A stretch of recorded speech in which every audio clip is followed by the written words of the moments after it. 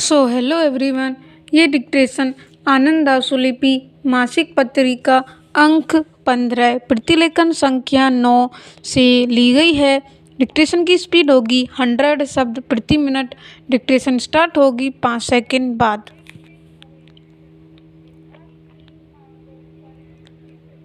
Start.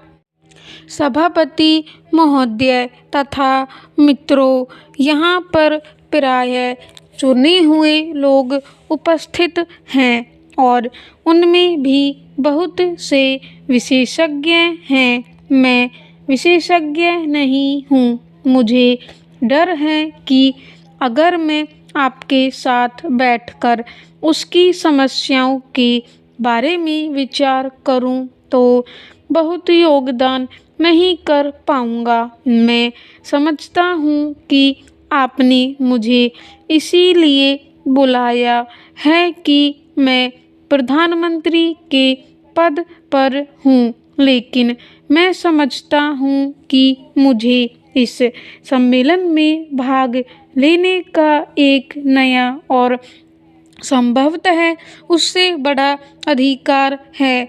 वह दावा यह है कि प्रधानमंत्री बनने के बहुत पहले से मैं हमेशा ही देश के आदिम जातियों के लोगों की तरफ बहुत आकर्षित रहा हूँ। यह भाव केवल एक निष्क्रिय दर्शक का उनके अजीब रीति रिवाजों के बारे में जिज्ञासा मात्र नहीं था, न यह किसी दानी का भाव था जो दूसरों के लिए भलाई करने का इच्छुक रहता है। मैं उन लोगों की ओर केवल इस कारण आकर्षित हुआ कि उनके साथ रहकर मुझे खुशी होती थी और अपनापन सा लगता था। मैं उन्हें ऐसी किसी इच्छा से पसंद नहीं करता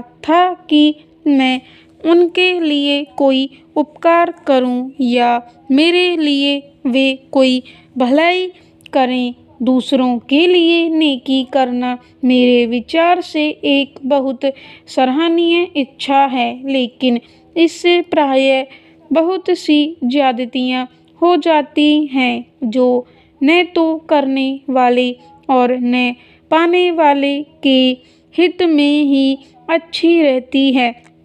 पैराग्राफ चेंज। आदिम जातियों में मैंने बहुत से ऐसे गुण पाए हैं जो मैदानों में, शहरों और देश के दूसरे हिस्से के लोगों में नहीं मिलते। इन्हीं गुणों के कारण मैं उनकी तरफ आकृष्ट हुआ। भारत के आदिम जातीय लोग वीर लोग हैं जिनका कभी कभी गलत रास्ते पर जाना स्वाभाविक था। वे लड़ते थे और कभी कभी एक दूसरे के सिर भी काट लेते थे। वह वास्तव में निंदनीय चीज़ें थीं और इन्हें रोका ही जाना चाहिए था। इसके बावजूद मैंने देखा कि उनके कुछ रीति रिवाज ऐसे हैं जो हमारे शहरों में पाए जाने वाले रीति रिवाजों से कम बुरे हैं। कई बार किसी के हाथ पैर काट डालना किसी के दिल को तोड़ने या रौंदने से बेहतर होता है। शायद इन भोले भोले लोगों का साथ मुझे इसलिए भी अच्छा लगता हो कि मेरे घुमक्कड़ स्वभाव को इनके जीवन में कुछ समानता मिलती है। स्टॉप।